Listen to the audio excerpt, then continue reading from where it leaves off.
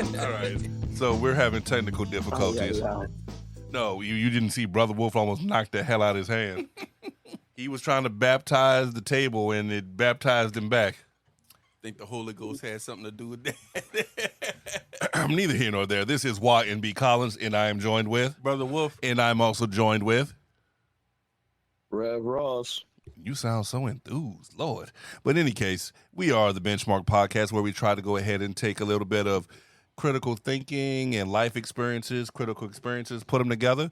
We're here to go ahead and teach today. We're here to teach you guys about anime and why we like it, what it is, and why it resonated with us so much. So we are passionate about this topic, and I know I'm going to drop a few words that are not going to be appropriate for human consumption. So my bad, but it is what it is. As normal, feel free to go ahead and donate to us at the PayPal, at the Cash App. Help us keep our server costs down so we can keep coming toward you. Now, with that said, let's go ahead and get into today's topic, anime. Anime is literally short for Japanese animation. So it is an export from Japan to the rest of the world. So number one, it's got a very distinct art style, which I would not describe over the podcast, but I would say it is very angular, very angular. The second part is that Japanese customs and mores and norms are very prevalent typically throughout the entirety of it. And manga and anime are usually said in the same breath, but they're not the same. Manga, if you're an American, but manga is how it's pronounced. If you're pronouncing something in a Japanese, I don't want to say dialect, but if you're a Japanese speaker, the accent comes earlier, not later. So if you were to say hamburger, that's more toward the end. Japanese would be hamburger. So instead of Naruto, it's Naruto. But that's something you'll learn over time. But it called to us for different reasons in different whys. So what we're going to do is we're going to have each of us list some of our top animes and what they are, and then we're going to go back and talk about the things that drew us to anime and why it's better than some forms of storytelling. So you want to go first, Brother Wolf? You want me to go first? You want Rev to go first? I'll go first. Okay, so list off the animes and then pass it to the next man. So I was just gonna list something short about the anime. List all the anime. Just list them. Okay, so the list of my animes are Cowboy Bebop, Hunter x Hunter, One Piece, Ghost in the Shell, Samurai Champloo, Trigun, Naruto, Full Metal Alchemist, and Bleach. I thought your list was going to be bigger than that. I won't even lie to you. Part of the reason why it's not is I had ideas to why I had each one of them on here, but we're just listing right now. Fair enough. Rev Ross, you want to go next or me? Feel free to go. All right. Just the list. They have a special place in my heart.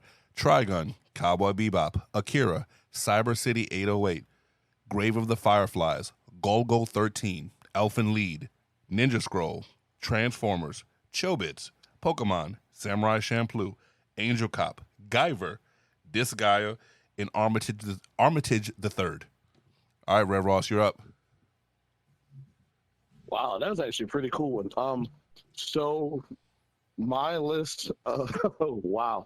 So Ronin Warriors, Ooh, Ranma and a half, good on Ranma. Dragon Ball Z, I'm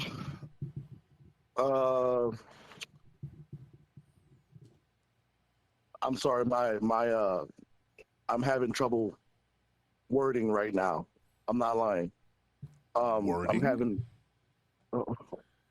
no, like something's wrong, guys. Hold on. I'm sorry. That time I got reincarnated as a slime. Bleach, Naruto, Violet Evergarden,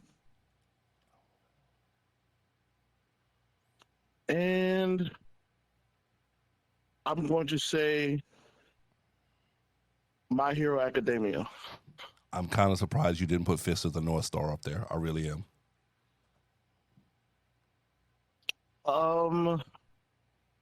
We'll talk about it. Fair enough. Now, it looks like you're biting at the bit. So, Brother Wolf, give what's some of the breakdown? What calls out to you about anime, and why are you watching? What makes it worthwhile as a form of communication? So to me, it's about the overarching theme and the connection that it has to your personal life. For Cowboy Bebop, it's about dealing with your past. That's what it is. It's about carrying the weight that you go shoulder through life. For Hunter x Hunter, it's about realizing that the bad guy isn't always the bad guy, and there's a reason why they are the way they are and the way they think that they think. The good guy of one guy's story may be the bad guy of another guy's story, and Hunter x Hunter fully fleshes out and explores that. Didn't they do that in Cobra Kai? Yes, but Hunter x Hunter did it first, so that's Or better. yeah. So One Piece is about establishing a family and what that means and what you'll do in order to protect your family. Ghost in the Shell is about that everyone is connected in the world, and it explores the different ways in which everyone is connected. For Samurai Champloo, it's about dealing with connections with different groups of people. I think that it does a good, Samurai Champloo does a good way of putting together that even though person A and person B and person C aren't people who you would normally think of being in the same group, because the three of them are together, it works. For Trigun, I have it that you can't pick your past, but you can affect your future. That's what Trigun is more about. Okay, fair. For Naruto, I have where you start isn't always where you'll Into end. the mic, brother. For Naruto, I have had where your start isn't always where you'll end. Keep your goals alive, and you'll never know where it'll bring you. Eventually, you will make it where you want to be. For Full Metal Alchemist, I have everything is always about balance or exchange. That's the one thing that you have to learn about. The overarching theme for Full Metal Alchemist is that for each thing that you want in life, you have to sacrifice something. Fair enough. Now, are you done, brother? Because I was gonna. One more. Oh, apologies. No.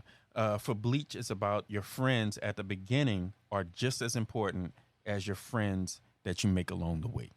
That's the key thing for Bleach. But yeah. All right. No, what I was going to say is, okay, I get where you're coming from. The only concern I have is these themes that you've stated. Why are they important to you specifically? Well, each one of them has helped me to deal with different situations in my life and how exactly would be the best way in order to interact with them. Can you give an example, or will you give an example? Is a better question. So one thing is Cowboy Bebop and dealing with the fact that you have to carry that weight. There's several situations that'll happen whereas a person as a leader will go through, whereas they'll wonder, how do I handle it? How do I handle the situation? Like, let's say you have coworkers that are in unfortunate things that are out of your control. You have to realize that even though you can try your best in order to handle that, in order to take that in the end, sometimes you have to carry that weight. Okay, cool. So you got something else, or should we shoot it over to Rev Ross? No, I think that's about it. All right, Rev Ross. So in regards to anime, what drew you to anime? Give us some reasons, some ideas, some thoughts. So my list is comprised of things that were important to me at different stages of my life and different times. So, for example, Ronin Warriors and Ranma. Ronin Warriors was the first anime I ever saw, period, that I realized was anime. And it was also the first time I had ever seen the good guys lose. Okay. So that was an issue for me growing up, because until that moment I saw that, I was like, good guys always win eventually, all the good guys always win, period, not even eventually. But this one was like, no, if the good guys aren't prepared properly and they don't have the right set of skills for the job, they'll lose just like anybody else. So that, well, that's the reason why I started. It's the first time I've seen something like this. Where's more of this stuff? Ranma and a Half is what I was introduced to next by a friend of mine, and then Dragon Ball Z came across states, came over to the states, and both of those were things that I shared with my friend group at the time. So those were things that are important to us growing up. Shout out to Mark and Algernon. But that was, my junior high school, freshman year in high school type situation. And that's when I really got into it. And I didn't really hop back into anime until later on, when I got a little bit older and started getting towards leaving high school. And You had your own paycheck? So, and I could afford to get it, because the reason why some of that stuff happened was because, like, the reason we got Narana was because Algernon's dad was into anime, and he was buying anime from, like, I don't know what, I guess Viz Media, the first incarnation of Viz Media, I don't know, but he was getting them VHS tapes shipped across. Ooh, that was money back in the day. This is when they had nothing. Yeah. And he was doing it because he was a fan of the stories. He had been a fan. He had, like, all of Robotech. Oh, so, jeez. Like, he was in it to win it. Fair enough. You know what I mean? So, when I got back into it, Naruto and Bleach and I think, like, the big three were just, like, coming out. So Naruto, Bleach, and One Piece, and I got into Naruto because I like ninjas. Ninjas are cool. Ninja, and then please. as Naruto continued his story of, like, striving to be something that everyone told him he was not going to be, kind of resonated. It resonates with people because he's in the forever underdog. You know what I mean? And I would have slid past this series if it wasn't a couple of impactful moments that happened to line up with things that happened in my life. Because when I watched certain parts of the series, certain things happened. There's a part in the series later on in Shippuden when fans of the series know there are some people to not get attached to that you get attached to. Why are you blinking so much, Brother Wolf? Their connection to him, emotional damage.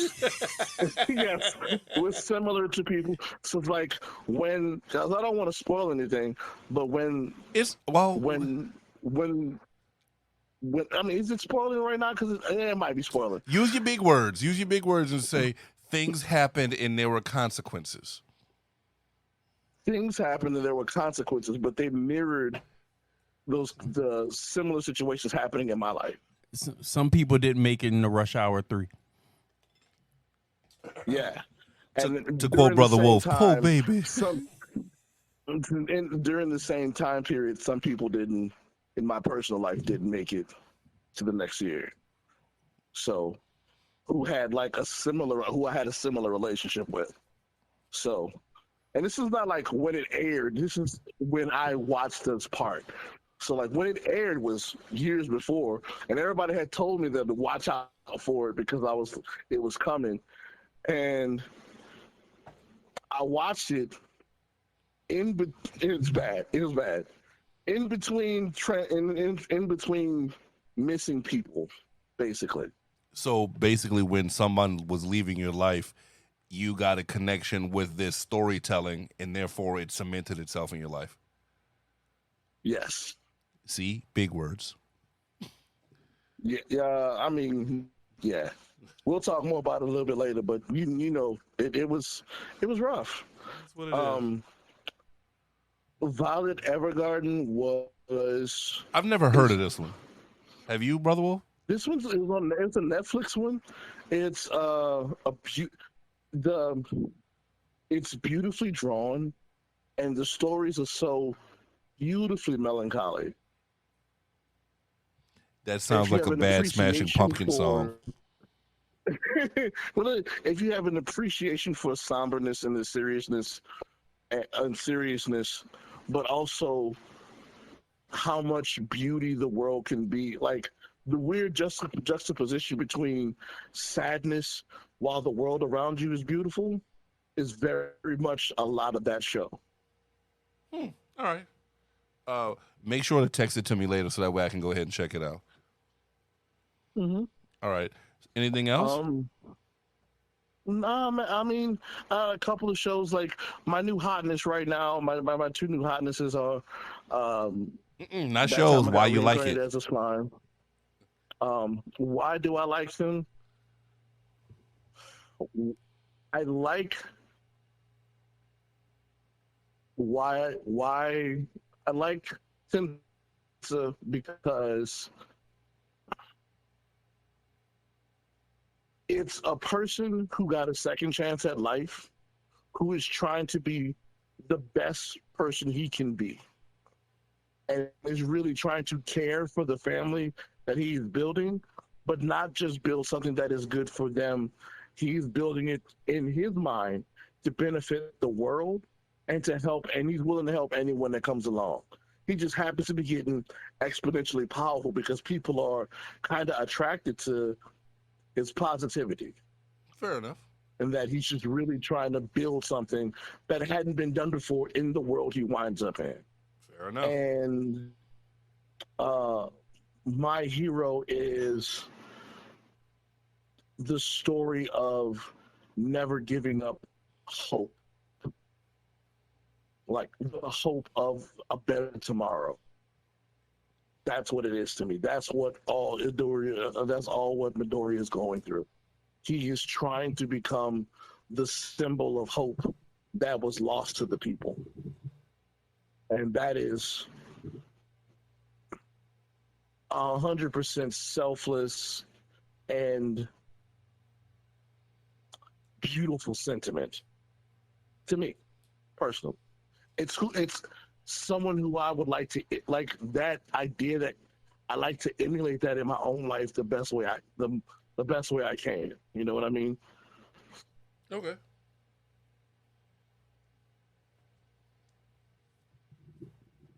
Did you have How something about else? you, man? Oh, I was about to say, it looked like you on a Um, roll. I didn't want to interrupt. no. I'm all right for right now. How about you?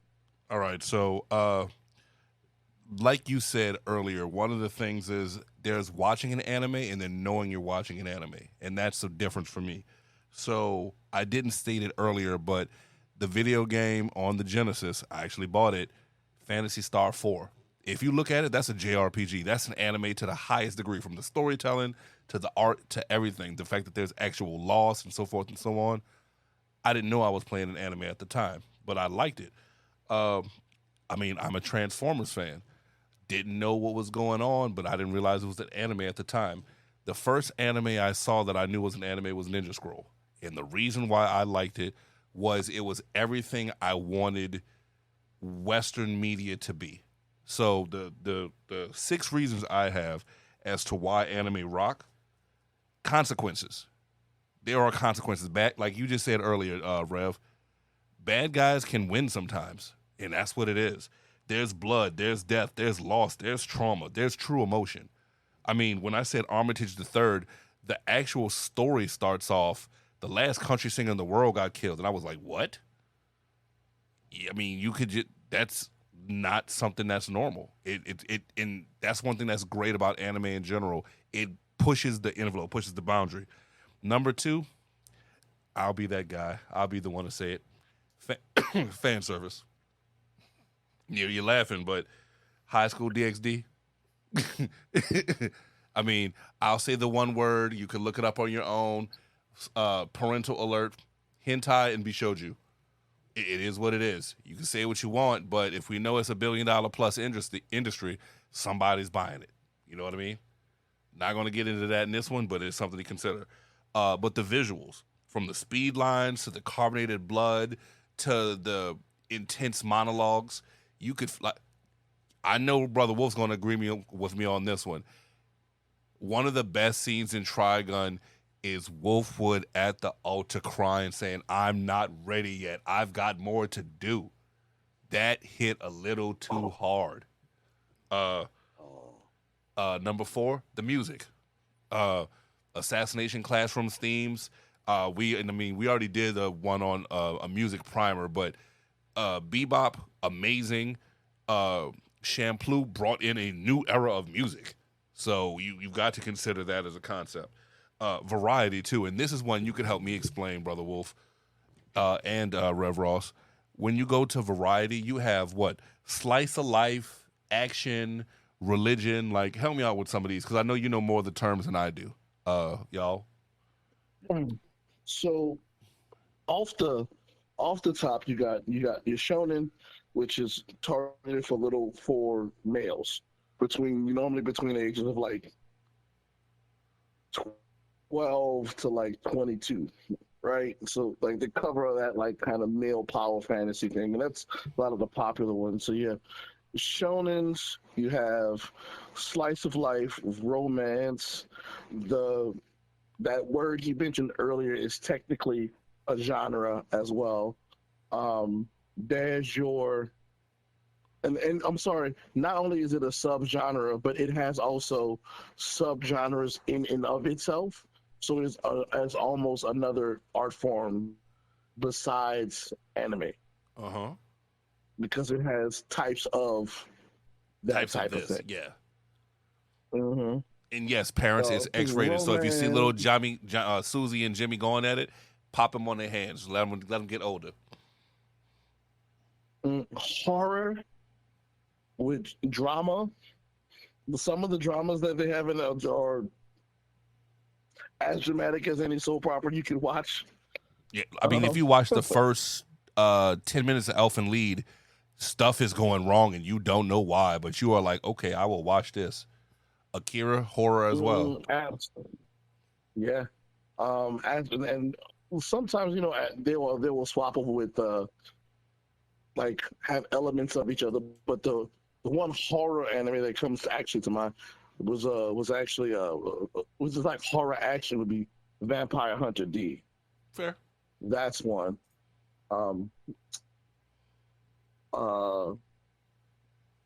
There's Brother Wolf, help me out here. There's a little bit. There's more than that. There's way more. I want to say. I mean, would you consider Clannad being slice of life? I'm looking for other genres. Like that is a type of genre, but I mean, slice of life is obvious. It's saying what is it like to be in a. There's the isekai genre, which is There we go. completely in. That one time I was reincarnated as a slime, and also the shield one. There's a I Seinen and sacrificed Shoujo. all my attack for my defense and everything like that. There's also I'm missing out on a big one right here. The famous guy who's done like Princess Mononoke. And he is a genre all to himself. And why am I missing out on him right now? I do not know. But because that'd be too easy. Yeah, but he is a genre. Studio Ghibli films. Studio Ghibli. Yeah. That's what it is. Because remember, I said Grave of the Fireflies earlier. That's what right. That is an entire genre onto itself. And when you start learning, there's different terms for different things. Like the phrase of tsundere, you know what I mean? You'll find out different terms will lead to different subgenres as well. So that's something you can go ahead and check out. And when I say there's variety for everything, there's variety for everything. A bunch of my close friends watched Yakitate Japan, and this anime is about baking bread. It is self-aware. It is slice of life. There's the sports ones too. There's the one about the soccer and the one about comedy. Yeah, but you get the point though. You know what I mean? It's being over the top. But I mean, there's ones about boxers. There's tons of sports ones. You know what I mean? Right. But sports one. There's shoujo, which is like romance, but it's specifically geared towards like, I guess it's geared towards females because it's like teen romance. teen romance is whatever. Because I mean, let's be real. Well, no, Team Jake, not Team Edward. Time and okay. But yeah, they have a specific genre that is all about falling in love in high school. Yeah. And then they got the regular things like drama, comedy, sci-fi, regular romance, all that stuff, sports, supernatural, and stuff like that. But so to go down the list, there were consequences, there was fan service, the visuals were great, the music was great, there was a great variety, and most importantly to me, it was episodic, but it ended. I got closure with a story. Ooh. That's one that you don't get with many of them. That Western cartoons didn't have until, we'll say recently, because they wanted you to keep watching so they could keep selling toys. Yeah. So there was no plan to end things until toy sales dropped to the point where it didn't make sense to keep the cartoon going, and then they would just stop it. Yeah, it wasn't true closure. It was never planned that way. So that's one of the ones that was good for me. So like Samurai Champloo ended. Angel Cop, which I just had to go and look for to do some research before this, was 6 episodes. That was it. And I literally showed Brother Wolf the intro. It was 2 minutes in? 52 seconds into the intro. Some poor security guard is not going to be in Rush Hour 3. Yeah, definitely. Like it starts. I think it was.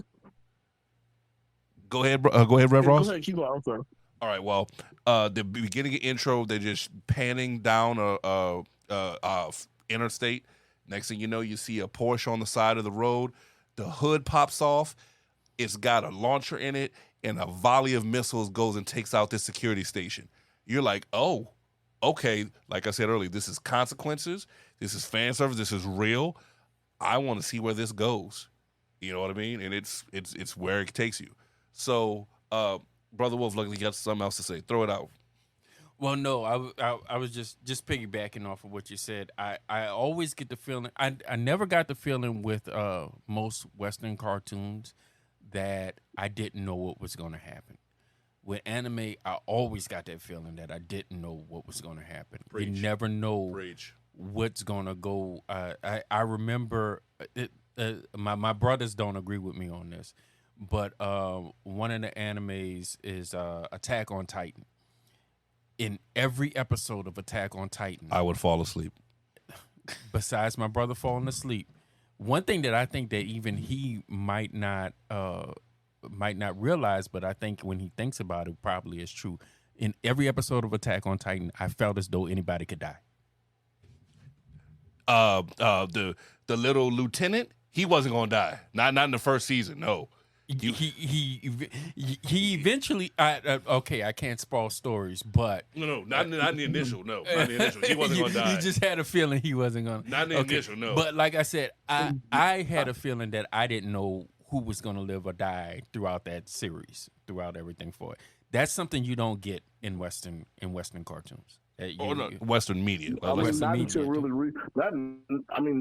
recently did we in Western media really start murdering characters for real. I mean, remember? Whoa! We can't use that word. We can't use that M word. I'm sorry.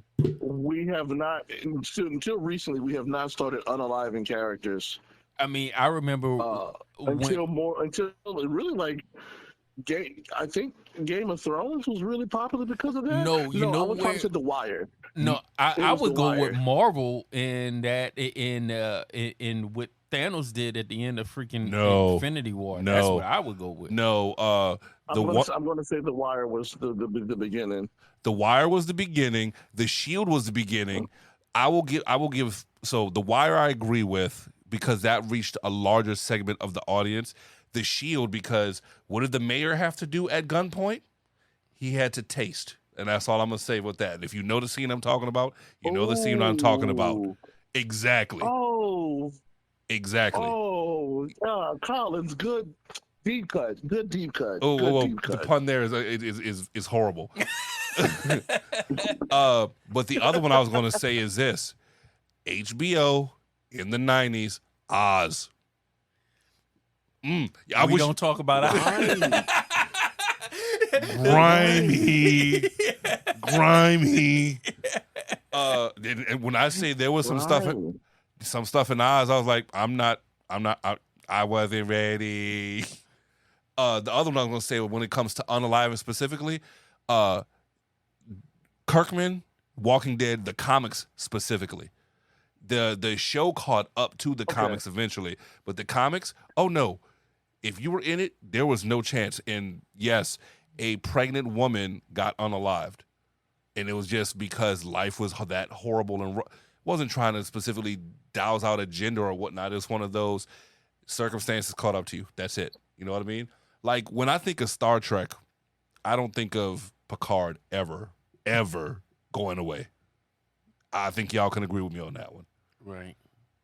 I remember it was big when they killed the security officer, Tasha, or whatever her name was, the first security officer for Next Generation.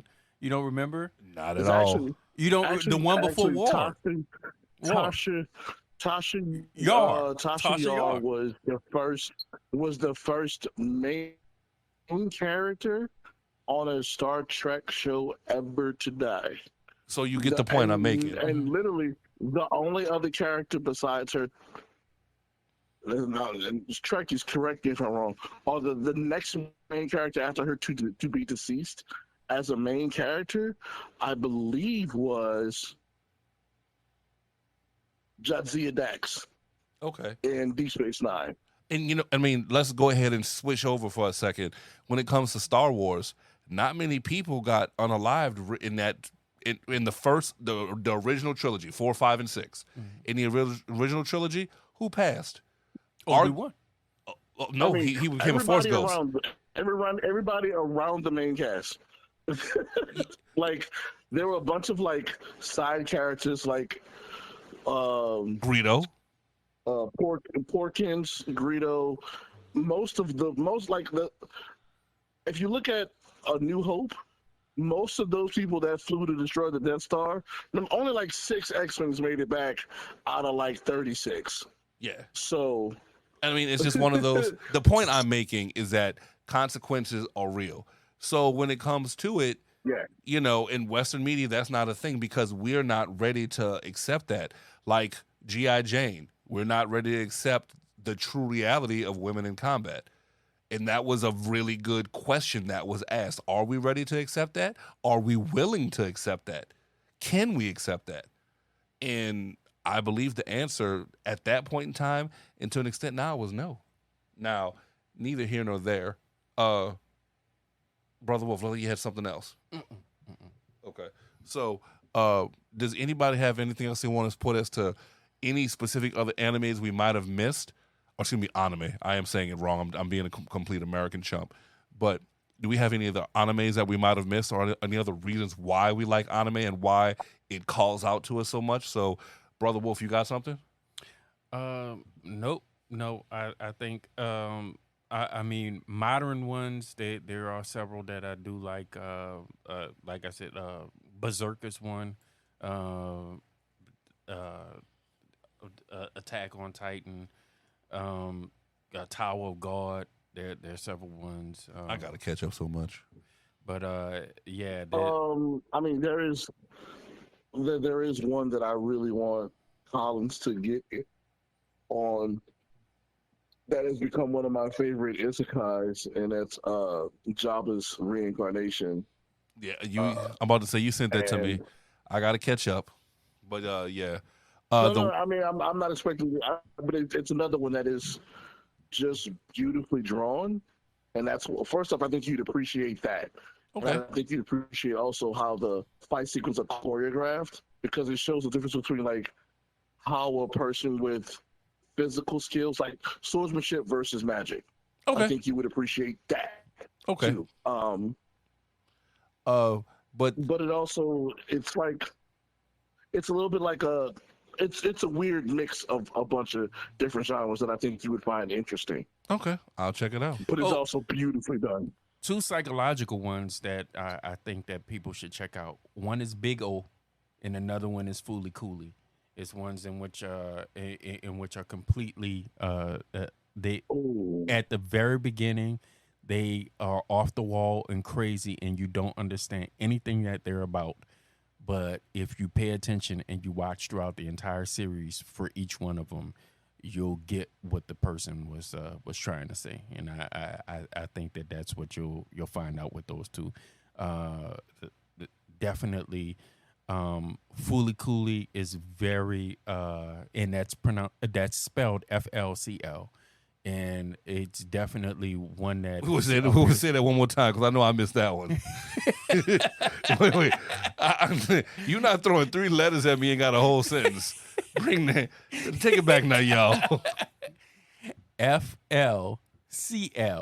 That is yes. That is how you pronounce the anime. Emotional damage. You lost your damn mind. You really need to get that on a button or something.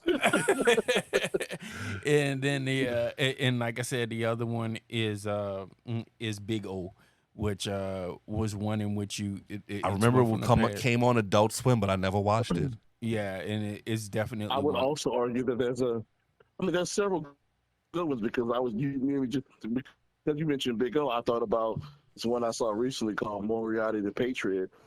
Oh yeah, and it is a very interesting take on the Sherlock Holmes Moriarty relationship and dynamic. It's super interesting. You go right into the fact that I said it's not always the bad guy that you expect. In some stories, the bad guy is his own good guy, or is some people else's good guy. Razor Ramon is always the bad guy. Oh, no. He wasn't always the bad guy. Take a look at the bad guy. That's literally his call sign. One thing I wanted to hit on too, as a last primer point, is that when it comes to anime, the influence is very obvious. Aaron McGruder's The Boondocks obviously has an anime bent to it as far as the art style. Not necessarily the episodic nature or the content, but the art style is definitely much so. And this is for you two to help me debate with. Would you agree that Samurai Jack and Batman Beyond have an anime-esque art style? Yes. Well, I would. Rev? I would. I mean, it's one of those highly angular, very action scene oriented, or true drawn out, encompassing panels to make a statement. You know what I mean? So yeah. So, if you have more questions, feel free to hit us up. Let us know if you got more concerns, or you like it, you don't like it, so we can go ahead and further clarify or muddle it all up. You know what I mean? But I mean, let's be real. One of the first animes that everybody played was Final Fantasy VII. What do you mean I can't Phoenix down?